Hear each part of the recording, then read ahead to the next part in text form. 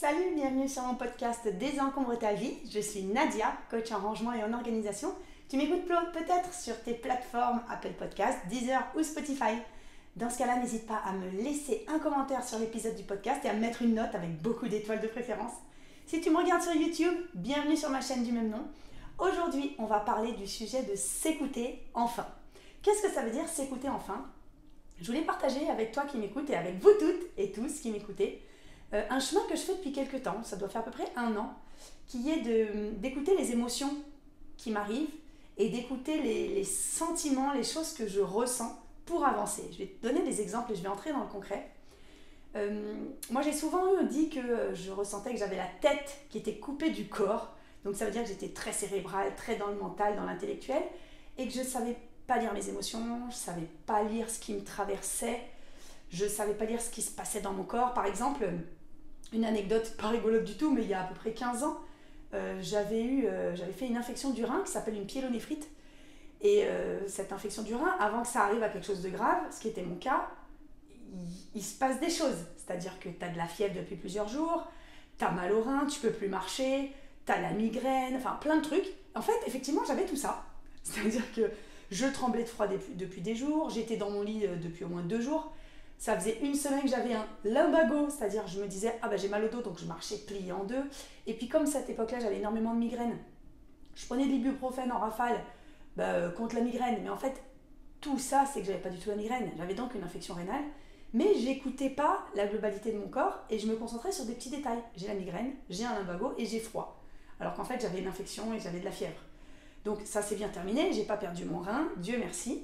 Mais je m'étais rendu compte à ce moment-là, je me rappelle, mon généraliste m'avait dit, parce que je lui avais dit, moi j'arrive à m'auto-diagnostiquer, il m'avait dit, vous êtes un très mauvais médecin pour vous-même, je préfère que vous veniez me voir et que vous ne preniez pas de décision hâtive ou justement pas de décision. Et ça m'avait fait beaucoup rire, parce que je m'étais dit, en fait je ne suis pas capable de m'écouter.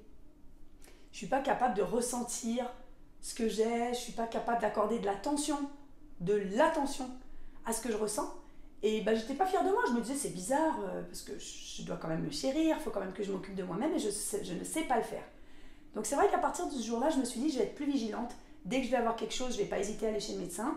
Pour mes enfants, je l'ai appliqué, mais dès le début, c'est-à-dire que dès que mes enfants avaient de la fièvre, je me rappelle ma fille bébé pendant 1 an, elle a fait des otites à répétition. Dès qu'elle avait de la fièvre, je l'emmenais chez le médecin. Alors qu'il y en a beaucoup qui disaient mais non, mais il faut attendre 48 heures ou 72 heures avant d'aller. Non, et à chaque fois elle avait une double otite. Donc je me disais j'ai bien fait, je préfère aller chez le médecin pour rien, plutôt que de ne pas y aller, que ma fille souffre, etc. Pourquoi je raconte ces anecdotes ? Parce que j'ai fait un chemin depuis de me dire, il faut que j'écoute ce qui se passe en moi. Donc j'ai eu plusieurs démarches, j'ai eu plusieurs étapes. La première, j'en avais parlé dans un épisode de podcast précédent. C'était de lire mes émotions, de gérer mes émotions. Par exemple, j'avais une émotion négative, je te donne un exemple concret. J'ai une conversation téléphonique avec quelqu'un pour mon travail. Ça se passe bien ou ça se passe pas moyennement bien. Et là, je ressens par exemple, au niveau de l'estomac, un pincement, un truc où je ne suis pas à l'aise. Avant, je me serais dit, oh là là, je ressens un truc, vite, il faut que je chasse cette idée, il faut que je chasse cette émotion. Et j'allais penser à quelque chose d'autre, j'allais faire toute une gymnastique mentale pour chasser une émotion inconfortable. Donc parfois, on dit une émotion négative, bon, je sais pas. En tout cas, une émotion inconfortable. J'ai fait ça jusqu'il n'y a pas longtemps, c'est-à-dire que là, au début de l'année, janvier 2024, je me suis remise dans un processus pour mon entreprise de redémarrer de zéro, avec la peur de manquer d'argent pour faire vivre ma famille, avec la peur de me dire c'est une page blanche, il faut que je refasse tous mes clients, il faut que je refasse tout mon chiffre d'affaires, il faut que je dégage du revenu, etc. Et j'ai eu cette grosse peur qui est arrivée avec de nouveau des angoisses de manque financier, avec des angoisses quand je me réveillais le matin, quand je me couchais le soir, que j'ai connues pendant plusieurs années. Parce que j'ai passé vraiment des années chaotiques financièrement et émotionnellement. Et donc j'ai essayé de chasser ça tout de suite en me disant non mais tu vas te mettre à l'action, je me mettais à l'action, je me mettais à bosser, je faisais les actions que j'avais prévues dans ma stratégie, parce que j'ai une stratégie pour mon entreprise. Et je me raccrochais à ça. Pensée désagréable ou émotion négative, comme on veut, hop, je me mets en action, ça chasse le truc, c'est très bien. Et je me disais c'est bien. Mais en même temps, ça ne chassait pas. En fait, c'était que le dessus de l'iceberg. C'est-à-dire que le dessous de l'iceberg, j'avais quand même cette peur du manque, j'avais quand même ces émotions qui étaient là, mais j'essayais de les chasser, je les mettais en action. Et quand j'ai fait une séance de coaching avec ma super coach, Laurence Boistet, dont je vous parle souvent, en fait, elle m'a dit, c'est pas la bonne solution. la bonne solution, c'est pas de se dire ah ben j'ai peur, je chasse la peur en faisant quelque chose, en me mettant en action, parce que je me rendais compte que il faut que je trouve je m'agitais, voilà, je m'agitais dans tous les sens. C'était de l'agitation, c'était pas de l'action, c'était de l'agitation pour pas ressentir une émotion sur laquelle j'ai mis un mot après, qui était la peur. Mais en fait, je m'agitais pour ne pas ressentir. Alors que moi, je pensais me mettre en action pour chasser une émotion négative. En réalité, je m'agitais. Je ne sais pas si ça fait écho en toi. Toi qui m'écoutes, comment tu gères quand tu as une émotion qui est désagréable? Est-ce que tu t'agites? Est-ce que tu essayes de contourner le truc, de penser à autre chose, de faire du sport, de faire du yoga? J'ai essayé ça, j'ai tenté ça. Je me disais, je vais me faire une séance de yoga. Je suis dans le stress, ça va pas, je vais me faire une séance de yoga. C'est très bien le yoga. Mais quand je finissais ma séance, en réalité, j'étais dans le même stress, dans la même émotion de la peur. Donc, ce que m'a conseillé ma coach et que j'ai appliqué depuis, c'est ne pas chasser cette émotion désagréable, mais se dire que je l'accueille. Ok, j'en parle souvent et j'en ai déjà parlé dans un épisode précédent de podcast sur accueillir ses émotions. Je vais mettre le lien en bas. En fait, accueillir, c'est pas se dire bon, je ressens un truc négatif, je chasse. Non, c'est vraiment se laisser traverser et l'accepter. C'est-à-dire que ok, j'ai peur de manquer. Ok, j'ai une peur de repartir de zéro pour ma société, de me dire comment je vais manger, comment je vais refaire du chiffre, comment je vais me dégager des revenus pour faire manger mes enfants, etc. Et là, je me suis dit, ok, j'ai peur. D'accord, j'ai peur. Je vais faire avec ma peur. Ça me fait monter de l'émotion de dire j'ai peur. Et en fait, la phrase qui m'est arrivée, c'est ok, je sais que j'ai de la peur qui arrive, je sais que c'est ça que je ressens au creux de mon estomac, au creux de mon ventre. Moi, ça se manifeste beaucoup vraiment à l'estomac, en haut de l'estomac, au plexus solaire. Voilà. Et je me suis dit un jour, est-ce que j'ai encore peur ou est-ce que j'ai plus peur? Et en fait, la phrase réelle, c'est je n'ai plus peur d'avoir peur. Alors, ça peut paraître super bizarre ce que je dis, je vais le redire. Je n'ai plus peur d'avoir peur. C'est-à-dire que je suis ok d'avoir peur. Je suis ok d'avoir peur du manque financier. Je suis ok d'avoir peur de ne pas faire de chiffres, de ne pas savoir comment je vais remplir le frigo en 2024, de me dire est-ce que je vais réussir à faire le même chiffre d'affaires que l'année dernière, est-ce que je vais réussir à faire plus pour avoir un peu plus d'aisance financière, parce que c'est pas encore génial. En fait, j'ai plus peur de ressentir ça. Je suis ok de ressentir ça. Je suis d'accord avec moi-même. Je trouve ça sain, je trouve ça bienveillant. Et je me trouve bienveillante envers moi-même de me dire j'accueille cette peur et j'ai plus peur d'avoir peur.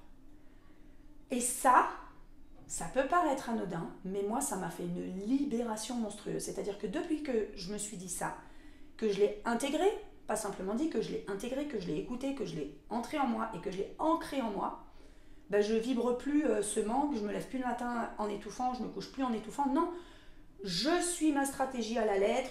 Alors comme d'habitude, quand on a une stratégie d'entreprise, il y a des choses qui se greffent, il y a d'autres choses qu'on change, etc. Mais c'est d'accord, je suis d'accord avec ça. Ça fait partie du plan.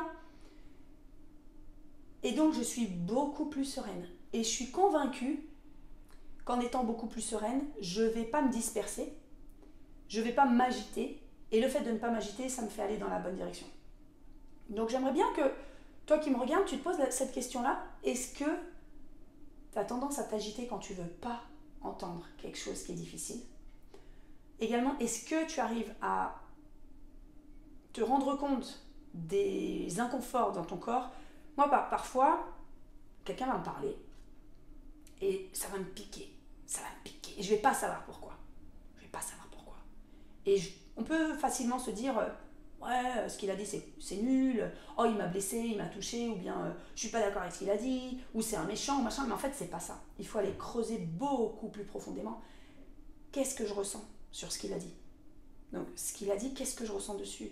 Qu'est-ce que ça veut dire? Comment je le lis en moi?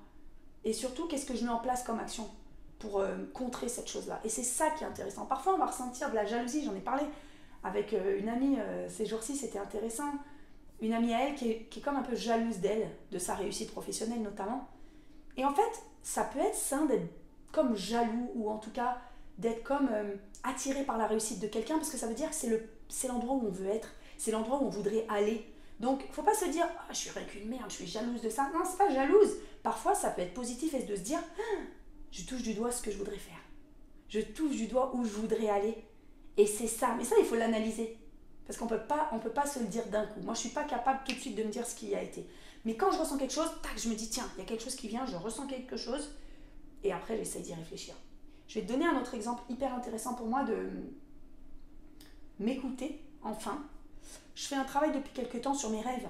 Donc moi, je me rappelle plutôt de mes rêves. J'ai une vie onirique qui est très grande. Je ne sais pas si j'en ai déjà parlé. Moi, j'arrive parfois à contrôler mes rêves, à aller dans des endroits que je choisis. J'ai une vie dans mes rêves où... je pourrais faire un épisode de podcast complet. J'ai une vie dans mes rêves où je suis propriétaire de certains lieux. Par exemple, dans mes rêves, je suis propriétaire d'un camping. Je ris, mais franchement, je kiffe. Et parfois, j'y retourne et je fais des aménagements. Par exemple, cette année, dans mon terrain de camping, j'ai aménagé un poney club pour les enfants. Et l'année dernière, j'avais mis un terrain de boules. Tu vois, et en fait, je retourne dans ce même endroit et je conduis des travaux et je vois des gens et on joue aux boules et tout. Bon, je te raconte ça pourquoi ? Parce que quand je me réveille le matin, quand mon réveil sonne, je prends le temps en fait d'être encore dans un demi-sommeil, de fermer les yeux et de me rappeler de ce dont j'ai rêvé et d'essayer d'analyser dans mon inconscient qu'est-ce que ça veut dire, où j'en suis, comment me lire. Parce qu'on n'est pas très bon pour lire notre stress, on n'est pas très bon pour lire nos émotions. C'est super difficile de savoir à quel niveau de stress on est. Est-ce que si j'ai du reflux gastro-œsophagien, c'est parce que je suis angoissée, je sais pas moi, dans ma relation de couple, ou bien dans mon travail, ou bien j'ai un souci avec mes enfants, ou j'ai un souci avec mon ex, ou c'est ma santé qui me gêne. En fait, c'est super dur de savoir ça. Donc moi, j'essaye de faire ce travail-là sur l'analyse de mes rêves. Donc je reste les yeux fermés dans mon lit, vraiment dans un état de demi-sommeil. C'est un état qui est assez connu en... Je sais pas si c'est en méditation ou j'en sais rien. C'est un état un petit peu comme l'hypnose, où on est entre deux états de conscience et on a vachement plus accès à notre inconscient. Et donc j'essaie de me remémorer ce dont j'ai rêvé et d'essayer de l'analyser avec mon filtre.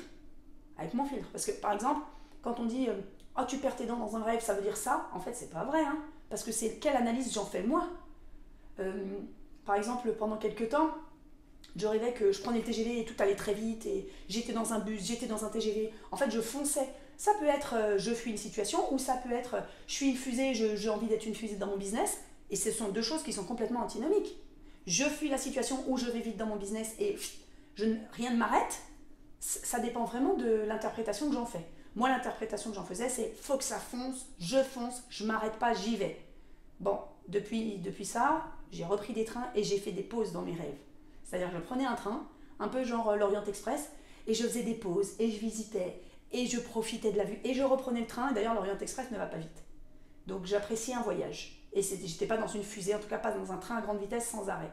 Donc pour moi, ce travail de l'inconscient, il était possible que si j'avais analysé avec mon filtre ce qui m'était arrivé et ce que j'avais analysé dans mes rêves. J'espère que j'ai perdu personne parce que je pars un peu loin dans mes délires. Donc je sais pas si toi, tu as déjà réussi à faire ça, cette analyse-là.